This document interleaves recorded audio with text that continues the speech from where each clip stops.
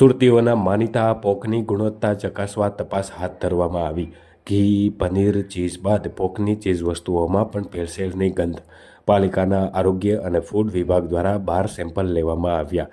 શહેરની 10 જેટલી સંસ્થાઓમાંથી લેવામાં આવ્યા લેબ સેમ્પલ અને લેબ ખાતે મોકલવામાં આવ્યા છે. આ તમામના રિપોર્ટ આવ્યા બાદ કાર્યવાહી થશે. હાલ ઠંડીની સિઝનમાં પોકની ચીજ વસ્તુઓનું ધૂમ વેચાણ થઈ રહ્યું છે. સ્થળ પર હાઇજીનિક રાખવા તેમજ સ્વચ્છતા રાખવા ઉપરાંત બનાવતી વખતે ગ્લવ્સનો ઉપયોગ કરવા સૂચનો અપાયા. હું DD Thakor, food safety officer, Surat મહાનગરપાલિકા.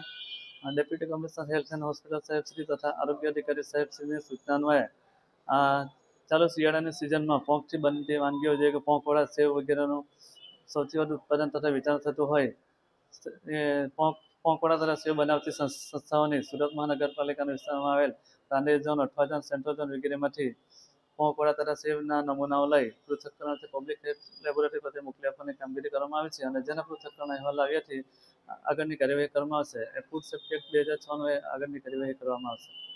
કેટલા નમૂના લેવામાં આવે છે અને કઈ રીતે કેટલા સમય બાદ રિપોર્ટ આવે છે? આશરે 10 જેટલી સંસ્થાઓ તપાસ કરવામાં આવી છે અને 12 થી 13 નમૂનાઓ લેવામાં આવ્યા છે અને જેમ બને તેમ જલ્દી રિઝલ્ટ મેળવી લેવાની પ્રાયોરિટી આપવામાં આવશે.